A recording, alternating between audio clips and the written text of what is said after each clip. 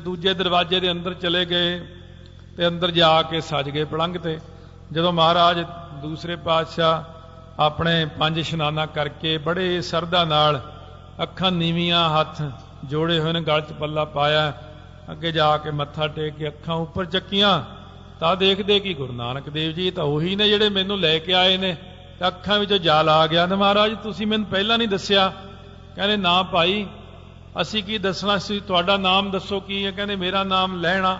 कहने मैं देना, ते तू भाई लैण आया तो मैं तेरा देना। लैणदार थल्ले ही हुंदा, देणदार जिहड़ा हुंदा, इस करके लैणदार उपर बैठदा हुंदा घोड़ी ते, देण वाला थल्ले ही हुंदा। इतनी निमरता जद ब्रह्म ज्ञान की दात, गुरता गद्दी की दात बख्शी, तां ये बचन महाराज ने कहा सी कि पुरखा कदे नहीं कहना कि मैं ब्रह्म हाँ, यही कहना कि मैं दास, मोको दास तवन का जानो। 10वें पातशाह की अवस्था, अब की अवस्था कहनी, उन्होंने एक अवस्था, वो कोई मनुख थोड़ी ने उन्होंने अवस्था कहनी है। ब्रह्म की कादी, ब्रह्म तो ब्रह्म ही हुंदा। ये उदों उन्होंने आपां नूं दासा भाव सिखाउण लई कई वारी लिखिया दास दास दास। चौथे पातशाह ने लिखिया मोको कीजै दास दास दासन को। इस करके कहने अंदर भावें ब्रह्म ज्ञान हो भी जावे, पर संगत दे तां आपां जोड़ियां दे सेवादार ही बने रहना। क्यों क्यों शगत मैत को धरो, त्यों त्यों छिमा अजर को जरो। कहने संतां महात्मा दे नाल मिल के रहा करो, प्यार करया करो। ज्यों ज्यों अंदर शक्ति आउंदी जावे त्यों त्यों भांडा तकड़ा बना लो। अजर अवस्था नूं जर के रखो, अपना आप कदे ना जणाओ। जिहड़ा जणाउंदा सो मूर्ख, वो मूर्ख गिणिया जांदा है। क्यों जणाया अपने आप नूं? बहुत झिड़कां पैंदियां। सो जिवें कोई किसी सिंह की अवस्था बन गई सोहणी, महापुरुषां कोल जाके कहंदा जी अज मैं किसी महापुरख नूं अवस्था दस बैठा अपनी, ते मेरा उत्थे ही काम खराब हो गया, मेरा तो सिमरन ही रुक गया। फिर बड़ियां झिड़कां पईयां ਉਹਨੂੰ, ਕਹਿੰਦੇ ਤੈਨੂੰ ਕੀ ਲੋੜ ਸੀ ਦੱਸਣ ਦੀ, ਤੁਸੀਂ ਤੁਹਾਡਾ ਵੀ ਕਹਿੰਦੇ ਉਹ ਤਾਂ ਗੁੱਸੇ 'ਚ ਹੀ ਬੋਲੇ, ਕਹਿੰਦੇ ਤੁਹਾਡਾ ਢਿੱਡ ਪਾਟਣ ਵਾਲਾ ਹੋ ਜਾਂਦਾ ਉਦੋਂ ਜਦੋਂ ਅਵਸਥਾ ਬਣ ਜਾਂਦੀ ਮਾੜੀ ਜੀ ਵੀ ਅਸੀਂ ਦੁਨੀਆ ਨੂੰ ਦੱਸੀਏ, ਤੂੰ ਕਿਉਂ ਦੱਸਿਆ ਕਿਸੇ ਨੂੰ? ਇਸ ਕਰਕੇ ਕਹਿੰਦੇ ਅਜਰ ਅਵਸਥਾ ਨੂੰ ਜਰੋ ਜਰੋ ਆਪਣੇ ਅੰਦਰ ਕਿਸੇ ਨੂੰ ਦੱਸੋ ਨਾ ਕੁਝ ਵੀ, ਭਾਵੇਂ ਕੁਝ ਵੀ ਹੁੰਦਾ ਰਹੇ, ਹੋਣ ਨਜ਼ੀਕ ਖੁਦਾਏ ਦਾ ਭੇਤ ਨਾ ਕਿਸੇ ਦੇਣ, ਭਾਵੇਂ ਸਾਖਿਆਤ 10ਵੇਂ ਪਾਤਸ਼ਾਹ 9ਵੇਂ ਪਾਤਸ਼ਾਹ ਸਾਹਮਣੇ ਬੈਠੇ ਹੋਣ, ਦੱਸਣਾ ਨਹੀਂ ਕਿਸੇ ਨੂੰ। ਇਹੀ ਵੱਡੀ ਅਵਸਥਾ ਹੈ। ਭਾਵੇਂ ਹਿਰਦੇ 'ਚ ਪ੍ਰਕਾਸ਼ ਹੋ ਜੇ, ਬ੍ਰਹਮ ਗਿਆਨ ਹੋ ਜੇ, ਕਿਸੇ ਨੂੰ ਨਹੀਂ ਜਣਾਉਣਾ। ਤਾਈਓ 10ਵੇਂ ਪਾਤਸ਼ਾਹ ਨੂੰ ਇੰਨਾ ਕੁਝ ਹੋ ਗਿਆ, ਤਾਂ ਵੀ ਕਹਿੰਦੇ ਨੇ ਅਕਾਲ ਪੁਰਖੋ ਵਾਚ ਇਸ ਕੀਟ ਪ੍ਰਤ। ਤਾਈਓ ਕਹਿੰਦੇ ਨੇ ਮੈਂ ਆਪਣਾ ਸੁੱਤ ਤੋਹੇ ਨਵਾਜਾ ਕੇ ਮੈਨੂੰ ਆਪਣਾ ਪੁੱਤਰ ਸਾਜਿਆ। ਇਹ ਗੱਲ ਦਾ ਭੇਦ ਤੁਹਾਨੂੰ ਕਿਸੇ ਨੂੰ ਨਹੀਂ ਪੈਣਾ। ਇਹ ਗੱਲ ਦਾ ਭੇਦ ਇਸੇ ਗੱਲ 'ਚ ਹੀ ਹੈ ਕਿ ਜਦੋਂ ਨਿਰਗੁਣ ਤੋਂ ਸਰਗੁਣ ਵਿੱਚ ਤਬਦੀਲ ਹੁੰਦੇ ਨੇ, ਉਦੋਂ ਇਹਨਾਂ ਦੋਨਾਂ ਦਾ ਪਿਓ ਤੇ ਪੁੱਤਰ ਵਾਲਾ ਹੀ ਤਰੀਕਾ ਹੁੰਦਾ ਹੈ। ਨਿਰਗੁਣ ਨੇ ਜਦ ਸਰਗੁਣ ਵਿੱਚ ਸਰੂਪ ਧਾਰਿਆ ਤਾਂ ਨਿਰਗੁਣ ਆਪ ਸਰਗੁਣ ਵੀ ਉਹੀ, ਉਹ ਪਿਤਾ ਪੁੱਤਰ ਦੀ ਇਸ ਤਰ੍ਹਾਂ ਦੀ ਮਹਾਰਾਜ ਨੇ ਭਾਵਨਾ ਨਾਲ ਕਿਹਾ। ਉੱਥੇ ਆਪਣੇ ਆਪ ਨੂੰ ਛੁਪਾ ਲਿਆ 10ਵੇਂ ਪਾਤਸ਼ਾਹ ਨੇ, ਪਰ ਬ੍ਰਹਮ ਆਪ ਹੀ ਨੇ। ਇਹ ਕਦੇ ਜਿਨ੍ਹਾਂ ਦੇ ਅੰਦਰ ਪੂਰਨ ਭਰੋਸਾ ਉਹਨਾਂ ਨੂੰ ਤਾਂ ਪਤਾ ਹੈ, ਤੇ ਜਿਹੜੇ ਹਲੇ ਆਪਣੀ ਬੁੱਧੀ ਤੱਕ ਹੀ ਸੀਮਤ ਨੇ ਉਹਨਾਂ ਨੂੰ ਨਹੀਂ ਪਤਾ ਕਿ ਆਪ ਨਾਰਾਇਣ ਕਲਾ ਧਾਰ ਜਗ ਮਹਿ ਪਰਵਰਿਓ। ਧੰਨ ਗੁਰੂ ਨਾਨਕ ਦੇਵ ਜੀ ਮਹਾਰਾਜ ਜਾਂ ਜੋਤੀ ਜੋਤ ਸਮਾਏ, ਲੱਭੇ ਹੀ ਨਹੀਂ ਕੁਛ ਉੱਥੋਂ। ਸਾਰੇ ਜਾਣੇ ਲੱਭਦੇ ਰਹੇ, ਉੱਥੇ ਕੇਵਲ ਫੁੱਲ ਮਿਲੇ, ਇੱਕ ਚਾਦਰ ਮਿਲੀ। ਫਿਰ ਤੁਰਕਾਂ ਨੇ ਅੱਧੀ ਚਾਦਰ ਦੱਬ ਦਿੱਤੀ। ਕਹਿੰਦੇ ਹਿੰਦੂਆਂ ਨੇ ਸੰਸਕਾਰ, ਸਿੱਖਾਂ ਨੇ ਮਿਲ ਕੇ ਸੰਸਕਾਰ ਕਰ ਦਿੱਤਾ। ਗੁਰੂ ਨਾਨਕ ਜੀ ਕਿੱਥੇ ਗਏ? ਬਾਬਾ ਬੁੱਢਾ ਜੀ ਨੂੰ ਪੁੱਛਦੇ ਗੁਰੂ ਨਾਨਕ ਜੀ ਕਿੱਥੇ ਗਏ? ਕਹਿੰਦੇ ਗੁਰੂ ਨਾਨਕ ਗੁਰੂ ਅੰਗਦ ਕੇ ਹੀਏ ਮੇ। ਗੁਰੂ ਨਾਨਕ ਜੀ ਗੁਰੂ ਅੰਗਦ ਦੇਵ ਦੇ ਹਿਰਦੇ 'ਚ ਬੈਠ ਗਏ ਜਾ ਕੇ। 10ਵੇਂ ਪਾਤਸ਼ਾਹ ਕਿੱਥੇ ਗਏ? ਗੁਰੂ ਗ੍ਰੰਥ ਸਾਹਿਬ ਦੇ ਵਿੱਚ ਸਮਾ ਗਏ ਨੇ। ਇਸ ਕਰਕੇ ਮਹਾਰਾਜ ਸਾਖਿਆਤ ਪਾਰ ਬ੍ਰਹਮ ਪਰਮੇਸ਼ਰ ਨੇ। ਭਨ ਮਥਰਾ ਕਛ ਭੇਦ ਨਹੀਂ, ਗੁਰੂ ਅਰਜਨ ਪ੍ਰਤੱਖ ਹਰ।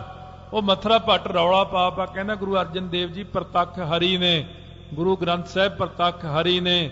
ਵਾਹੋ ਵਾਹੋ ਬਾਣੀ ਨਿਰੰਕਾਰ ਹੈ ਤੇ ਜੇਵੜ ਅਵਰ ਨਾ ਕੋਈ। ਜਿਹੜਾ ਇੱਥੇ ਤੱਕ ਕਹਿਤਾ, ਹਲੇ ਕੋਈ ਸ਼ੰਕਾ ਆਪਣੇ ਮਨ 'ਚ? ਧੁਰ ਕੀ ਬਾਣੀ ਆਈ ਤਿਨ ਸਗਲੀ ਚਿੰਤ ਮਿਟਾਈ। 100% ਵਿਸ਼ਵਾਸ ਕਰਕੇ ਆਖੋ ਵਾਹਿਗੁਰੂ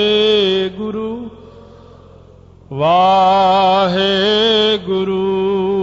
ਵਾਹਿਗੁਰੂ ਵਾਹਿਗੁਰੂ ਵਾਹਿਗੁਰੂ ਵਾਹਿਗੁਰੂ ਵਾਹਿਗੁਰੂ ਵਾਹਿਗੁਰੂ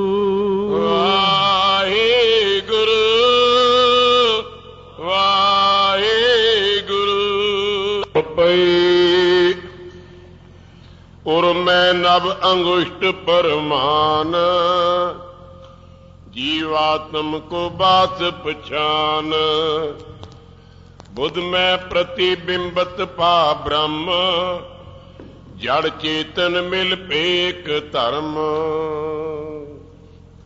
ਧੰਨ ਧੰਨ ਸਾਹਿਬ ਸ੍ਰੀ ਗੁਰੂ ਗ੍ਰੰਥ ਸਾਹਿਬ ਮਹਾਰਾਜ ਦੀ ਪਾਵਨ ਪਵਿੱਤਰ ਹਜ਼ੂਰੀ ਵਿੱਚ ਸਜੀ ਹੋਏ ਗੁਰੂ ਰੂਪ ਗੁਰੂ ਖਾਲਸਾ ਸਾਧ ਸੰਗਤ ਜੀ ਆਓ, ਪਿਆਰ ਸਤਿਕਾਰ ਸਹਿਤ ਫਤਿਹ ਉਚਾਰਨ ਕਰੀਏ। ਵਾਹਿਗੁਰੂ ਜੀ ਕਾ ਖਾਲਸਾ, ਵਾਹਿਗੁਰੂ ਜੀ ਕੀ ਫਤਿਹ। ਧੰਨ ਧੰਨ ਸਤਿਗੁਰੂ ਗੁਰੂ ਗੋਬਿੰਦ ਸਿੰਘ ਸਾਹਿਬ ਜੀ ਮਹਾਰਾਜ, ਧੰਨ ਧੰਨ ਭਾਈ ਦਇਆ ਸਿੰਘ ਜੀ। ਸੋ ਪਾਵਨ ਪਵਿੱਤਰ ਉਪਦੇਸ਼ ਸ਼ਰਵਣ ਕਰ ਰਹੇ ਹਾਂ। ਗੁਰਮਤਿ ਅਨੁਸਾਰ ਕਿਸ ਪ੍ਰਕਾਰ ਆਪਣਾ ਜੀਵਨ ਬਤੀਤ ਕਰਨਾ ਹੈ, ਉੱਚੀ ਤੋਂ ਉੱਚੀ ਅਵਸਥਾ ਵਿੱਚ ਜਾ ਕੇ ਵੀ ਆਪਣੇ ਆਪ ਨੂੰ ਦਾਸਾ ਭਾਵ ਦੇ ਵਿੱਚ ਰੱਖਣਾ ਹੈ, ਸੰਗਤ ਦੇ ਚਰਨ ਧੂੜ ਬਣ ਕੇ ਰਹਿਣਾ। ਸੋ ਜਿਸ ਪ੍ਰਕਾਰ ਬਹੁਤ ਵੱਡਾ ਬ੍ਰਿਕਸ਼ ਜਿਉਂ-ਜਿਉਂ ਫਲ ਲੱਗਦੇ ਜਾਂਦੇ ਨੇ, ਤਿਉਂ-ਤਿਉਂ ਝੁਕਦਾ ਜਾਂਦਾ ਹੈ। ਸੋ ਇਸ ਕਰਕੇ ਗੁਰਮੁਖਾਂ ਨੇ ਵੀ ਆਪਣੇ ਅੰਦਰ ਜਿੰਨਾ ਗੁਣ ਆ ਜਾਵੇ ਓਨਾ ਝੁਕ ਜਾਣਾ ਚਾਹੀਦਾ ਹੈ। ਮੋਹ ਕਉ ਦਾਸ ਤਵਨ ਕਾ ਜਾਨੋ, ਇਸ ਤਰ੍ਹਾਂ ਦਾਸਾ ਭਾਵ ਮਹਾਰਾਜ ਨੇ ਸਿਖਾਇਆ ਹੈ। ਆਓ ਆਪਾਂ ਨੂੰ ਵੀ ਅੱਗੇ ਸਿਖਾ ਰਹੇ ਨੇ। ਸੋ ਇਹਦੇ ਵਿੱਚ ਆਤਮਾ ਦੇ ਵਿੱਚ ਕਿੰਨਾ ਕੁਛ ਹੈ, ਸਰੀਰ ਦੇ ਅੰਦਰ ਆਤਮਾ ਕਿਸ ਪ੍ਰਕਾਰ ਹੈ, ਐਸੇ ਹੋਰ ਪ੍ਰਮਾਣ ਬਖਸ਼ਿਸ਼ ਕਰਦੇ ਨੇ। ਪਿਆਰ ਸਤਿਕਾਰ ਨਾਲ ਗੱਜ ਕੇ ਆਖੋ ਸਤਿਨਾਮ ਸ੍ਰੀ ਵਾਹਿਗੁਰੂ ਸਾਹਿਬ ਜੀਓ। ਸਤਿਨਾਮ ਸ੍ਰੀ ਵਾਹਿਗੁਰੂ ਸਾਹਿਬ ਜੀ। ਚੌਪਈ ਉਰ ਮੈਂ ਨਵ ਅੰਗੁਸ਼ਟ ਪਰਮਾਨ, ਜੀਵਾਤਮ ਕੋ ਬਾਤ ਪਛਾਨ। ਹੁਣ ਫਰਮਾਉਂਦੇ ਨੇ ਇਸ ਪ੍ਰਕਾਰ ਕਿ ਆਪਣਾ ਜੋ ਹਿਰਦਾ ਹੈ, ਹਿਰਦੇ ਰੂਪੀ ਆਕਾਸ਼ ਵਿੱਚ ਜਿੰਨਾ ਕੁ ਅੰਗੂਠਾ ਹੁੰਦਾ ਹੈ, ਅੰਗੂਠੇ ਦਾ ਵੀ ਅੱਧਾ ਹਿੱਸਾ ਇਹਦੇ ਪ੍ਰਮਾਣ, ਇਹਦੇ ਬਰਾਬਰ ਆਪਣੇ ਅੰਗੂਠੇ ਦੇ ਵਿੱਚ। ਸੋ ਹਿਰਦੇ ਦੇ ਅੰਦਰ ਅੰਗੂਠੇ ਦੇ ਪ੍ਰਮਾਣ ਜੀਵ ਆਤਮਾ ਜਿਹਨੂੰ ਕਹਿੰਦੇ ਨੇ, ਉਹਨਾਂ ਕੁ ਥਾਂ ਉਹਦਾ ਵਾਸਾ ਹੈ। ਬੁੱਧ ਮੈਂ ਪ੍ਰਤੀਬਿੰਬਤ ਪਾ ਬ੍ਰਹਮ, ਜੜ ਚੇਤਨ ਮਿਲ ਪੇ ਇੱਕ ਧਰਮ।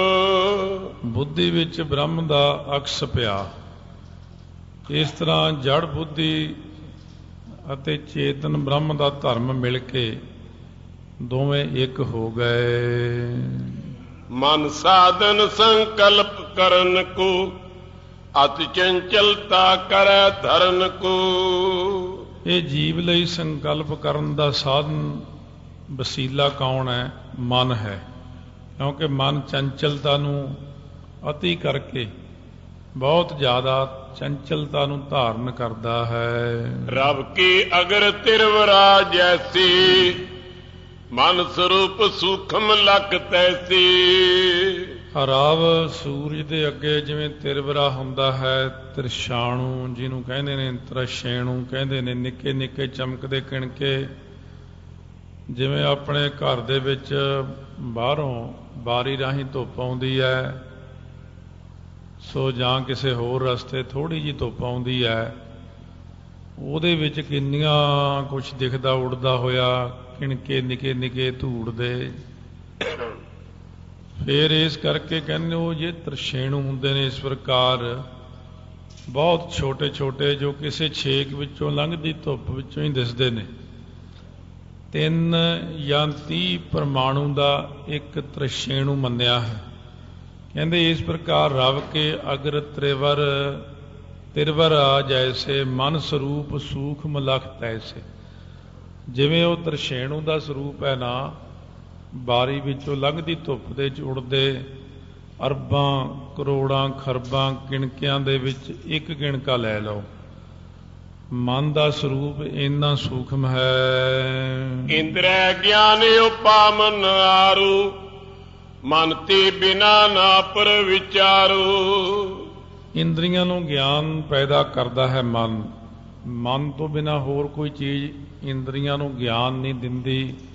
ਸਾਡਾ ਮਨ ਹੀ ਇਹਨਾਂ ਵਿੱਚ ਗਿਆਨ ਦਿੰਦਾ ਹੈ। ਖੱਟਾ ਮਿੱਠਾ ਕੌੜਾ ਕਸੈਲਾ ਜ਼ੁਬਾਨ ਕਹਿੰਦੀ ਹੈ। ਇਸੇ ਤਰ੍ਹਾਂ ਹੀ ਨੱਕ ਨੂੰ ਸੁਗੰਧੀ ਮਿਲਦੀ ਹੈ ਤਾਂ ਨੱਕ ਦੱਸ ਦਿੰਦਾ ਬਦਬੂ ਹੈ ਖੁਸ਼ਬੂ ਹੈ। ਕੰਨ ਦੱਸ ਦਿੰਦੇ ਨੇ। ਇਹ ਸਾਰੀਆਂ ਚੀਜ਼ਾਂ ਸਾਡਾ ਮਨ ਹੀ ਇਹਨਾਂ ਅੱਗੇ ਇੰਦਰੀਆਂ ਨੂੰ ਦੱਸਦਾ ਹੈ। ਤੁਝ ਕੇ ਸੰਗ ਸਪਰਸ਼ ਹੋਏ ਮਨ, ਪੰਚੋ ਗਿਆਨ ਉਪਾਵਨ ਤਤ ਛਿਨ। ਸੋ ਜਦੋਂ ਇਹ ਤਵਚਾ ਦੇ ਨਾਲ ਸਪਰਸ਼ ਹੁੰਦਾ ਹੈ ਮਨ, ਤਾਂ ਪੰਜੇ ਗਿਆਨ ਜਿਹੜੇ ਨੇ ਸ਼ਬਦ ਸਪਰਸ਼ ਰਸ ਰੂਪ ਗੰਧ ਇਹ ਤਛਿਨ ਪ੍ਰਗਟ ਹੋ ਜਾਂਦੇ। ਜੇ ਅੰਦਰ ਮਨ ਹੈ ਤਾਂ ਆਪਾਂ ਨੂੰ ਫਟ ਪਤਾ ਲੱਗ ਜਾਂਦਾ ਹੈ, ਕਿਉਂਕਿ ਹਰ ਚੀਜ਼ ਦੇ ਅੰਦਰ ਸੂਖਮ ਚੀਜ਼, ਉਹਦੇ ਅੰਦਰ ਫਿਰ ਸੂਖਮ ਚੀਜ਼, ਉਹਦੇ ਅੰਦਰ ਫਿਰ ਸੂਖਮ ਚੀਜ਼। ਅੱਜ ਦੇ ਯੁੱਗ ਵਿੱਚ ਖਾਸ ਕਰਕੇ ਇਹਨਾਂ ਦਾ ਪ੍ਰਮਾਣ ਦੇਣਾ ਔਖਾ ਹੀ ਨਹੀਂ ਹੈ ਆਪਾਂ ਨੂੰ, ਕਿਉਂ ਜਿਵੇਂ ਛੋਟੀ ਤੋਂ ਛੋਟੀ ਚੀਜ਼ ਹੈ ਉਹਦੇ ਅੰਦਰ, ਜਿਵੇਂ ਕੰਪਿਊਟਰ ਦਾ ਸਾਰਾ ਸਿਸਟਮ ਹੈ ਉਹਦੇ ਅੰਦਰ ਛੋਟੀ ਜੀ ਚੀਜ਼ ਹੈ ਜੋ ਸਾਰਾ ਹੀ ਕਾਰਜ ਸੰਭਾਲਦੀ ਹੈ। ਸੋ ਇੱਕ ਨਿੱਕੀ ਜੀ ਫਲੋਪੀ ਦੇ ਅੰਦਰ ਪੂਰੀ ਲਾਇਬ੍ਰੇਰੀ ਫਿੱਟ ਹੋ ਜਾਂਦੀ ਹੈ। ਇਸੇ ਪ੍ਰਕਾਰ ਹੋਰ ਬਹੁਤ ਕੁਛ ਹੈ ਪ੍ਰਮਾਣ ਦੇਣ ਲਈ ਅੱਜ ਦੇ ਯੁੱਗ ਵਿੱਚ। ਇਹ ਛੋਟਾ ਜਿਹਾ ਮਨ ਇੰਨਾ ਸੂਖਮ, ਇਹ ਸਾਰਿਆਂ ਨੂੰ ਹੀ ਦੱਸ ਦਿੰਦਾ ਹੈ ਕਿ ਇਹ ਚੀਜ਼ ਚੰਗੀ ਹੈ, ਇਹ ਮਾੜੀ ਹੈ। ਸਾਇੰਸਦਾਨ ਕਹਿੰਦੇ ਨੇ ਕੰਪਿਊਟਰ ਤੋਂ 1 ਲੱਖ ਗੁਣਾ ਵੱਧ ਸਮਰੱਥਾ ਹੈ ਦਿਮਾਗ ਦੀ। ਤਾਂ ਇਸ ਪ੍ਰਕਾਰ ਦੇ ਨਾਲ ਇੰਨੀ ਸਪੀਡ ਹੈ ਮਨ ਦੀ, ਮਨ ਨਾਲੋਂ ਵੱਧ ਸਪੀਡ ਕਿਸੇ ਚੀਜ਼ ਦੀ ਨਹੀਂ ਹੈ। ਇੱਥੋਂ ਹਜੂਰ ਸਾਹਿਬ ਜਾਣਾ ਤਾਂ 3 ਦਿਨ ਲੱਗਦੇ, ਟ੍ਰੇਨ 'ਚ ਜਹਾਜ਼ ਵਿੱਚ ਵੀ 4-5 ਘੰਟੇ ਲੱਗ ਜਾਂਦੇ ਆ ਸਿੱਧੇ ਤੌਰ ਤੇ ਜਾਈਏ ਤਾਂ। ਪਰ ਮਨ ਦੇਖੋ ਕਿੰਨੀ ਸਪੀਡ ਤੇ ਜਾਂਦਾ। ਆਪਾਂ ਕਹਿੰਦੇ ਆ ਤਬ ਧਾਰੇ। ਇਹ ਮਨ ਕਦੇ ਕਦੇ ਸੌਂਦਾ ਵੀ ਹੈ ਸੁਖੋਪਤ ਅਵਸਥਾ ਵਿੱਚ। ਜਦੋਂ ਕੋਈ ਸੁਪਨਾ ਨਹੀਂ ਆਉਂਦਾ, ਉੱਠ ਕੇ ਕਹਿੰਦੇ ਸੁਪਨਾ ਨਹੀਂ ਆਇਆ, ਉਦੋਂ ਇਹ ਇੱਕ ਬੜੀ ਹੀ ਬਰੀਕ ਨਾੜੀ ਹੈ। ਨਾੜੀ ਵੀ ਕਾਹਦੀ ਹੈ, ਬਸ ਦਿਖਦੀ ਤੇ ਹੈ ਨਹੀਂ, ਉਹ ਹੈ ਜ਼ਰੂਰ। ਜਦੋਂ ਉਸ ਦੇ ਵਿੱਚ ਜਾ ਕੇ ਸੌਂਦਾ ਹੈ ਤਾਂ ਉਸ ਵਕਤ ਜਾਣੋ ਕਿ ਮਨ ਇਹ ਚਮੜੀ ਨਾਲੋਂ ਟੁੱਟ ਜਾਂਦਾ ਹੈ। ਉਦੋਂ ਨਹੀਂ ਦੱਸਦਾ। ਸੁੱਤੇ ਪਏ ਨੂੰ ਹਿਲਾਓ, ਕੋਲ ਢੋਲ ਵੱਜਦੇ ਨੇ, ਰੌਲਾ ਪੈਂਦਾ ਹੈ, ਸੁਗੰਧੀ ਆਉਂਦੀ ਹੈ, ਉੱਠ ਕੇ ਕਹੀਏ ਤੇਰੇ ਲਾਗੇ ਇੰਨਾ ਰੌਲਾ ਪੈਂਦਾ ਰਿਹਾ ਤੈਨੂੰ ਪਤਾ ਹੀ ਨਹੀਂ ਲੱਗਿਆ? ਕਹਿੰਦਾ ਨਾ, ਰਾਤ ਭਰ ਤਾਂ ਇੱਥੇ ਰੌਲਾ ਪੈਂਦਾ ਰਿਹਾ, ਇੱਥੇ ਸੱਪ ਨਿਕਲਿਆ ਆਇਆ ਸੀ, ਬੜੀ ਦੁਨੀਆ ਇਕੱਠੀ ਹੋ ਗਈ, ਇੱਥੇ ਐਕਸੀਡੈਂਟ ਹੋ ਗਿਆ। ਕਹਿੰਦਾ ਆਪਾਂ ਨੂੰ ਤਾਂ ਕੋਈ ਪਤਾ ਨਹੀਂ ਲੱਗਿਆ, ਕਿਉਂਕਿ ਮਨ ਹੀ ਸੌਂ ਗਿਆ। ਉਹ ਪ੍ਰੀਤਮਾ ਨਾੜੀ ਵਿੱਚ ਜਦੋਂ ਜਾ ਕੇ ਸੌਂਦਾ ਹੈ, ਅੱਗੇ ਜਾ ਕੇ ਦੱਸਣਗੇ ਸਾਰਾ ਕੁਝ, ਉਦੋਂ ਮਨ ਟੁੱਟਦਾ ਹੈ ਸਰੀਰ ਨਾਲੋਂ। ਕੁਛ ਵੀ ਹੁੰਦਾ ਰਹੇ ਫਿਰ ਉਦੋਂ ਇਸ ਨੂੰ ਗਿਆਨ ਹੀ ਨਹੀਂ ਹੁੰਦਾ। ਕੋਲੋਂ ਕਈ ਕਹਿੰਦੇ ਸੁੱਤੇ ਹੀ ਸੀ, ਕੋਲੋਂ ਚੀਜ਼ਾਂ ਚੱਕ ਕੇ ਲੈ ਗਿਆ ਕੋਈ, ਉਦੋਂ ਮਨ ਆਪਣਾ ਜਾ ਕੇ ਸੌਂ ਜਾਂਦਾ ਹੈ। ਲਪਟਿਓ ਰਹਿਤ ਨਾਰ ਕੇ ਮਾਈ, ਪ੍ਰਾਪਤ ਤਬੈ ਗਿਆਨ ਕੀ ਨਾਈ। ਇਹ ਜਦੋਂ ਉਸ ਨਾੜੀ ਦੇ ਵਿੱਚ ਲਿਪਟਿਆ ਹੁੰਦਾ ਹੈ ਜਾ ਕੇ, ਸੂਖਮ ਤੋਂ ਸੂਖਮ ਨਾੜੀ ਹੈ, ਉਦੋਂ ਇਹਨੂੰ ਕਿਸੇ ਪਦਾਰਥ ਦਾ ਗਿਆਨ ਨਹੀਂ ਹੁੰਦਾ। ਜਾਗਰਤ ਮੈਂ ਸਪਰਸ਼ ਤੁਝ ਹੋਏ, ਗਿਆਨ ਪਾਏ ਸਭ ਕੋ ਤਬ ਸੋਏ। ਜਾਗਰਤ ਦੇ ਵਿੱਚ ਇਹ ਸਪਰਸ਼ ਹੁੰਦਾ ਹੈ ਤਵਚਾ ਨਾਲ, ਚਮੜੀ ਨਾਲ, ਉਦੋਂ ਆਪਣੇ ਮਨ ਨੂੰ ਹਰ ਪ੍ਰਕਾਰ ਦਾ ਗਿਆਨ ਹੁੰਦਾ ਹੈ। ਸੋਮੋ ਭਾਗ ਚੀਰੀਏ ਬਾਰ, ਅਸਤ ਸੂਖਮ ਹੈ ਇੱਕ ਨਾਰ। ਇਹ ਜਿਹੜੀ ਨਾੜੀ ਹੈ ਸਾਰਿਆਂ ਨਾਲੋਂ ਸੂਖਮ ਪ੍ਰੀਤਮ ਨਾੜੀ। ਸੋ ਇਸ ਦੀ ਨਾੜੀ ਦੇ ਵਿੱਚ, ਇਹ ਨਾੜੀ ਬਰੀਕ ਕਿ ਨਹੀਂ ਦੱਸਦੇ, ਕਹਿੰਦੇ ਇੱਕ ਵਾਲ ਲੈ ਲਓ, ਵਾਲ ਦੇ ਟੁਕੜੇ ਟੁਕੜੇ ਨਹੀਂ ਕਰਨੇ, ਚੀਰਨਾ ਵਾਲ ਨੂੰ 2 ਫੜ 3 4 5 ਵਾਲ ਨੂੰ 100 ਜਗ੍ਹਾ ਤੇ ਪਾੜੋ, ਕਿੰਨਾ ਬਰੀਕ ਹੋ ਗਿਆ। ਪਹਿਲਾਂ ਤਾਂ ਵਾਲ ਦੇ 100 ਹਿੱਸੇ ਹੀ ਨਹੀਂ ਬਣਦੇ। ਕਹਿੰਦੇ ਵਾਲ ਦੇ ਨਾਲੋਂ ਵੀ 100 ਗੁਣਾ ਬਰੀਕ ਨਾੜੀ ਹੈ, ਜਿੱਥੇ ਜਾ ਕੇ ਮਨ ਸੌਂਦਾ ਹੈ। ਸੁਪਨ ਅਵਸਥਾ ਤਿਸ ਮੈਂ ਪਾਵੈ, ਫਿਰ ਨਾਰੀ ਮੈਂ ਸਕਲ ਬਣਾਵੈ। ਕਹਿੰਦੇ ਸੁਪਨ ਅਵਸਥਾ ਵੀ ਉੱਥੇ ਹੀ ਪਾਉਂਦਾ ਹੈ ਮਨ, ਉਸ ਨਾੜੀ ਦੇ ਵਿੱਚ ਬੈਠ ਕੇ ਸੁਪਨੇ ਬਣਾਉਂਦਾ ਹੈ। ਸਭ ਛਿਤ ਸਿੰਧ ਧਰਾ ਤਰ ਭਾਰੇ, ਸੂਰਜ ਚੰਦ ਗਗਨ ਗਨ ਤਾਰੇ। ਦੇਖੋ ਇੰਨਾ ਸੂਖਮ ਮਨ ਕਿੰਨੀਆਂ ਚੀਜ਼ਾਂ ਬਣਾਉਂਦਾ ਸੁਪਨੇ ਅੰਦਰ। ਧਰਤੀ, ਸਮੁੰਦਰ, ਪੱਥਰ, ਪਹਾੜ, ਸੂਖਮਤਾ ਬਣਾ ਦਿੰਦਾ ਹੈ। ਸੂਰਜ ਵੀ ਬਣਾ ਦਿੰਦਾ ਹੈ, ਚੰਦਰਮਾ, ਆਕਾਸ਼, ਤਾਰੇ, ਇਹ ਸਾਰਾ ਕੁਝ ਮਨ ਉਸ ਨਾੜੀ ਦੇ ਵਿੱਚ ਬਹਿ ਕੇ ਬਣਾਉਂਦਾ ਹੈ। ਸ਼ਕਤ ਬ੍ਰਹਮੰਡ ਰਚਨ ਕੀ ਹੋਏ, ਸੂਖਮ ਬਿਖੈ ਥੂਲ ਇਮ ਜੋਏ। ਕਹਿੰਦੇ ਸ਼ਕਤੀ ਹੈ ਮਨ ਦੇ ਅੰਦਰ ਬ੍ਰਹਮੰਡ ਰਚਣ ਦੀ। ਇਹ ਸੂਖਮ ਦੇ ਵਿੱਚ ਬ੍ਰਹਮੰਡ ਰਚਣ ਦੀ ਸ਼ਕਤੀ ਇਹਦੀ ਇੰਨੀ ਹੈ ਕਿ ਉਹ ਸੂਖਮ ਦੇ ਵਿੱਚ ਜਿਹੜਾ ਮਨ ਹੈ ਨਾ, ਉਹ ਅਸਥੂਲ ਦਿਖਾਈ ਦਿੰਦਾ। ਸੂਖਮ ਵਿੱਚ ਅਸਥੂਲ ਸੁਪਨੇ ਅੰਦਰ ਪ੍ਰਤੱਖ ਖਾ ਰਹੇ ਹੈ, ਲੜ ਰਹੇ ਹੈ, ਝਗੜ ਰਹੇ ਹੈ, ਰੋ ਰਿਹਾ ਹੈ, ਹੱਸ ਰਿਹਾ ਹੈ, ਸਾਰਾ ਕੁਝ ਹੈ। ਸਿਰ ਤੇ ਪੰਡ ਚੁੱਕੀ ਹੋਈ ਹੈ। ਸੁਪਨਾ ਵੀ ਉਸ ਤਰ੍ਹਾਂ ਹੀ ਆਉਂਦਾ ਆਪਾਂ ਨੂੰ ਜਿਵੇਂ ਜਾਗਦੇ ਹੁੰਦੇ ਆ। ਪ੍ਰਤੱਖ ਸੁਪਨੇ ਵਿੱਚ ਗੱਲਾਂ ਕਰਦੇ ਆ, ਕਈ ਵਾਰ ਪਾਠ ਕਰਨ ਲੱਗ ਜਾਂਦੇ ਆ। ਕਈ ਵਾਰ ਸੁਪਨੇ ਵਿੱਚ ਸਾਰੀ ਰਾਤ ਬੰਦਾ ਡਰਦਾ ਹੀ ਰਹਿੰਦਾ। ਕਈ ਵਾਰ ਜਿਉਂ ਦੌੜਦੇ ਕੋਈ ਆਪਣੇ ਪਿੱਛੇ ਦੌੜਦਾ। ਇਹ ਮਨ ਸਾਰਾ ਕੁਝ ਬਣਾ ਲੈਂਦਾ। ਇਹ ਪਹਾੜ ਤੇ ਚੜ੍ਹ ਜਾਂਦਾ, ਸਮੁੰਦਰ ਚਲਿਆ ਜਾਂਦਾ, ਕਦੇ ਰਾਜਾ ਕਦੇ ਭਿਖਾਰੀ। ਸੂਖਮ ਹੁੰਦਿਆਂ ਹੋਇਆਂ ਵੀ ਸਥੂਲ ਚੀਜ਼ਾਂ ਦੀ ਰਚਨਾ ਅੰਦਰ ਹੀ ਕਰਨ ਦੀ ਸਮਰੱਥਾ ਰੱਖਦਾ ਹੈ। ਜਿਮ ਸੁਪਨਾ ਜੀਵਾਤਮ ਕੇਰਾ, ਜੋ ਚਾਹੇ ਰਚ ਲੇਤ ਬਡੇਰਾ। ਜਿਵੇਂ ਜੀਵ ਆਤਮਾ ਦਾ ਸੁਪਨਾ ਹੈ, ਸੁੱਤੇ ਪਿਆ ਜੋ ਚਾਹਿਆ ਸੁਪਨੇ ਵਿੱਚ ਉਹੀ ਬਣਾ ਲੈਂਦੇ ਆਪਾਂ। ਸੁੱਤੇ ਪਿਆ ਆਪਾਂ ਸਭ ਕੁਝ ਬਣਾ ਲੈਂਦੇ ਹਾਂ।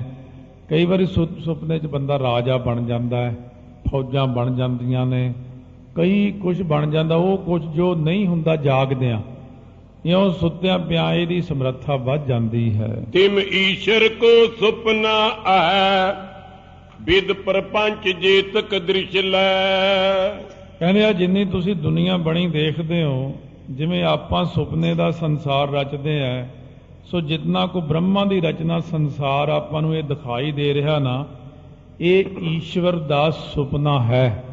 ਜਿਵੇਂ ਆਪਣੇ ਸੁਪਨੇ ਵਿੱਚ ਆਪਣਾ ਇੱਕ ਸੰਸਾਰ ਬਣਦਾ ਹੈ, ਇਸੇ ਤਰ੍ਹਾਂ ਹੀ ਇਹ ਈਸ਼ਵਰ ਦਾ ਸੁਪਨਾ ਹੈ। ਜਿੱਦਣ ਉਹਦਾ ਜੀ ਕੀਤਾ ਅੱਖਾਂ ਖੋਲ੍ਹਤੀਆਂ, ਸੁਪਨਾ ਖਤਮ, ਔਰ ਆਪਾਂ ਨੂੰ ਮਿਟਣ ਲੱਗਿਆ ਬਿਲਕੁਲ ਦੇਰ ਨਹੀਂ ਲੱਗਣੀ। ਇਸ ਜਗ ਮੈਂ ਸਭ ਜੀਵ ਦੁਖਾਰੇ, ਬਸ ਅਗਿਆਨ ਬੰਦ ਮੈਂ ਭਾਰੇ। ਇਹ ਜਗ ਦੇ ਵਿੱਚ ਜਿੰਨੇ ਵੀ ਜੀਵ ਨੇ ਸਾਰੇ ਅਗਿਆਨ ਦੇ ਭਾਰੇ ਬੰਧਨਾਂ ਵਿੱਚ ਪਏ ਹੋਏ ਨੇ। ਹਰੇਕ ਬੰਦਾ ਦੁਖੀ। ਮਹਾਰਾਜ ਗੁਰੂ ਨਾਨਕ ਦੇਵ ਜੀ ਫਰਮਾਉਂਦੇ ਨੇ, ਨਾਨਕ ਦੁਖੀਆ ਸਭ ਸੰਸਾਰ। ਕੁੱਲ ਸੰਸਾਰ ਦਾ ਕੁੱਲ ਹਿੱਸਾ ਦੱਸਿਆ, ਕਿਹੜੇ ਕਿਹੜੇ ਦੁਖੀ। ਹਰ ਜੀਵ, ਹਰ ਬੰਦਾ।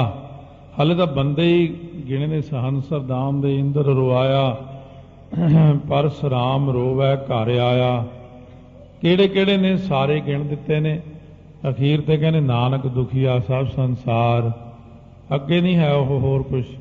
ਉਹ ਜੋ ਆਪਾਂ ਬੋਲਦੇ ਹੁੰਦੇ ਆ, ਸੋ ਸੁਖੀਆ ਜਿਸ ਨਾਮ ਆਧਾਰ, ਇਹ ਕੋਲੋਂ ਹੀ ਬਣਾਇਆ ਹੋਇਆ। ਅੱਗੇ ਤਾਂ ਲਿਖਿਆ ਮੰਨੈ ਨਾਉ ਸੋਈ ਜਿਣ ਜਾਏ, ਅਵਰੀ ਕਰਮ ਨਾ ਲੇਖੈ ਪਾਏ। ਇਸ ਕਰਕੇ ਜਿਹੜਾ ਨਾਮ ਨੂੰ ਮੰਨਦਾ ਹੈ ਉਹੀ ਜਿਣ ਦਾ ਅਰਥ ਹੈ ਜਿੱਤਣਾ, ਜਨਮ ਦੀ ਬਾਜੀ, ਉਹੀ ਜਿੱਤ ਕੇ ਜਾਂਦਾ ਹੈ। ਅਤ ਸੰਕਟ ਤੇ ਤਨ ਕੋ ਤਜੈ, ਅਗ ਤੇ ਦੂਤ ਸਾਸ ਨਾ ਸਜੈ। ਜਦੋਂ ਸਰੀਰ ਛੱਡਦਾ ਹੈ ਮਨੁੱਖ, ਬਹੁਤ ਦੁਖੀ ਹੁੰਦਾ ਹੈ। ਉਦੋਂ ਜਿੰਦ ਨਿਮਾਣੀ ਕੱਢਿਆ, ਹੱਡਾਂ ਕੂ ਕੜਕਾਏ। ਫਿਰ ਇਹਨੂੰ ਜਮਦੂਤ ਪਾਪਾਂ ਕਰਕੇ, ਇਹਦੇ ਕੀਤੇ ਹੋਏ ਕਰਮਾਂ ਕਰਕੇ ਬਹੁਤ ਸਜ਼ਾ ਦਿੰਦੇ ਹਨ। ਨਾਨਾ ਨਰਕਨ ਕਸ਼ਟ ਪੁਗਾਵੈ, ਅਗ ਫਲ ਭੁਗੇ ਵੈਰ ਨਿਕਸਾਵੇ।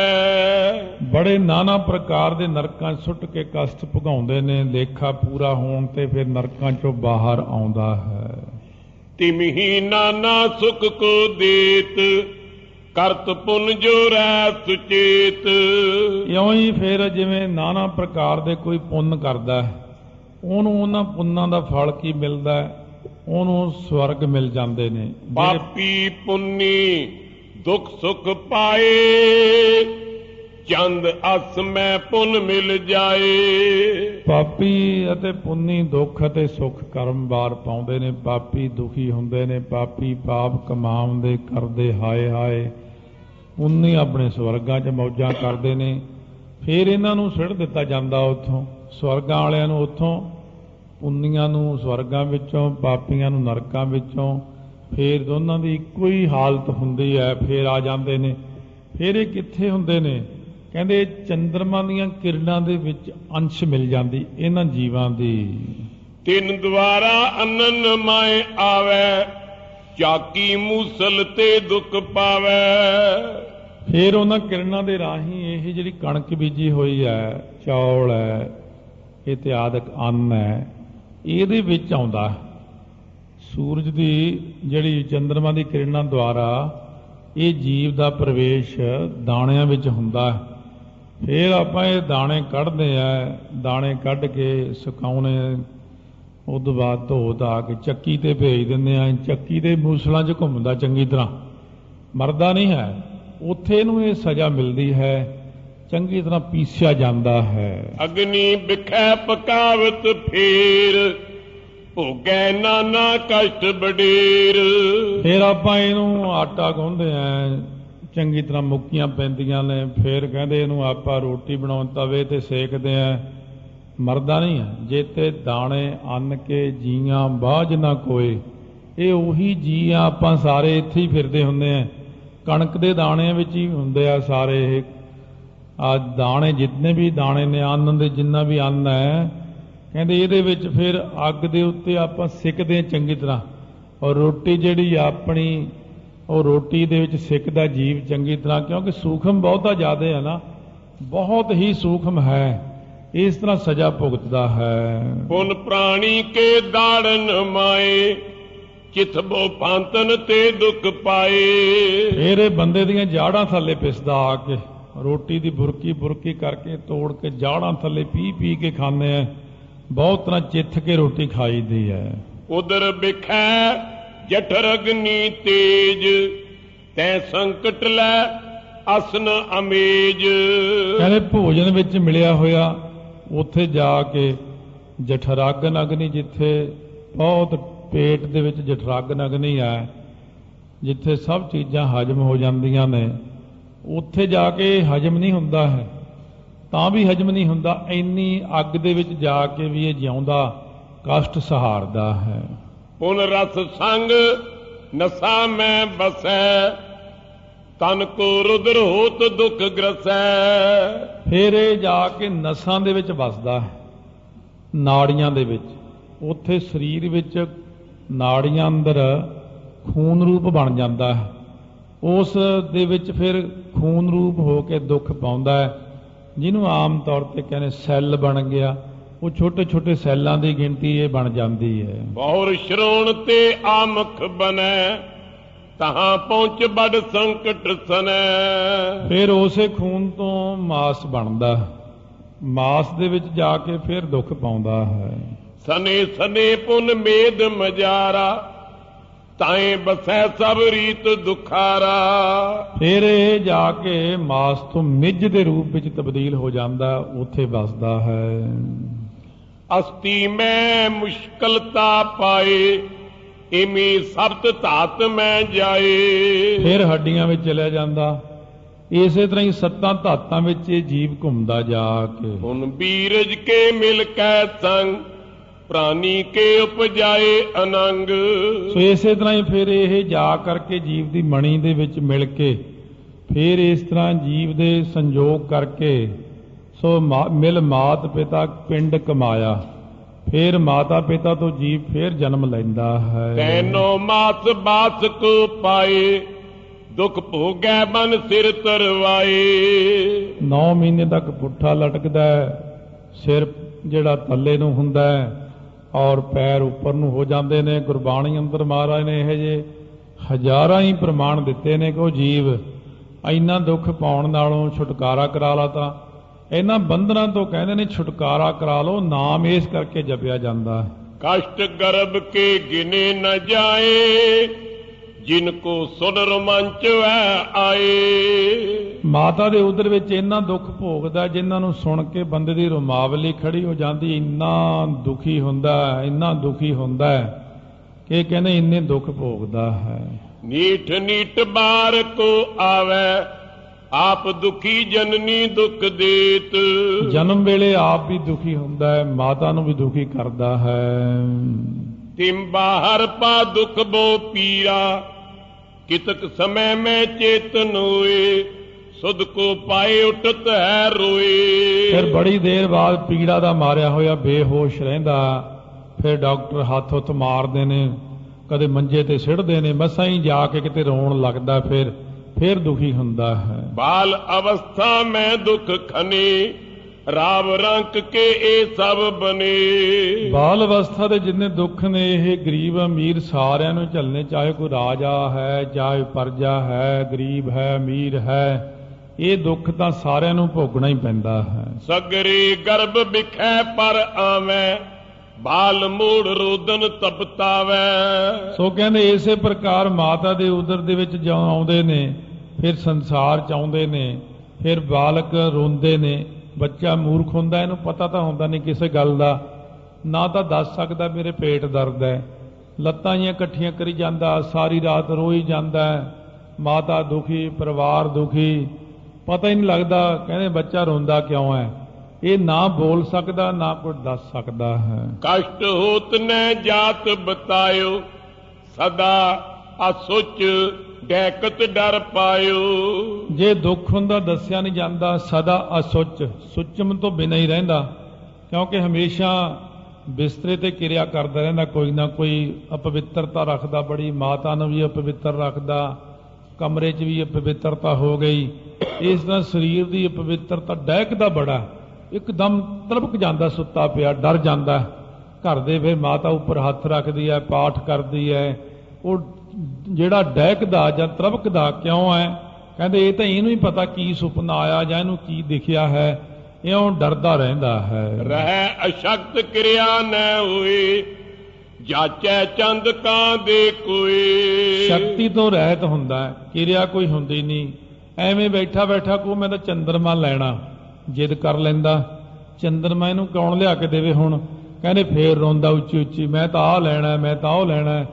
ਸੋ ਇਸ ਪ੍ਰਕਾਰ ਦੇ ਨਾਲ ਅਕਬਰ ਕਹਿਣ ਲੱਗਿਆ ਨਿਆਣੇ ਕਿਵੇਂ ਤੰਗ ਕਰਦੇ ਨੇ ਬੀਰਬਲ ਨੂੰ। ਕਹਿੰਦੇ ਬਹੁਤ ਤੰਗ ਕਰਦੇ। ਕਹਿੰਦੇ ਕਿਵੇਂ ਕਰਦੇ ਆ? ਕਹਿੰਦੇ ਜੀ ਮੈਂ ਨਿਆਣਾ ਬਣ ਕੇ ਤੁਹਾਨੂੰ ਦਿਖਾ ਦਿੰਦਾ, ਤੁਸੀਂ ਮੇਰੀ ਇੱਛਾ ਪੂਰੀ ਕਰ ਦਿਓ। ਰੋਣ ਲੱਗ ਗਿਆ, ਕਹਿੰਦਾ ਮੈਂ ਤਾਂ ਹਾਥੀ ਲੈਣਾ।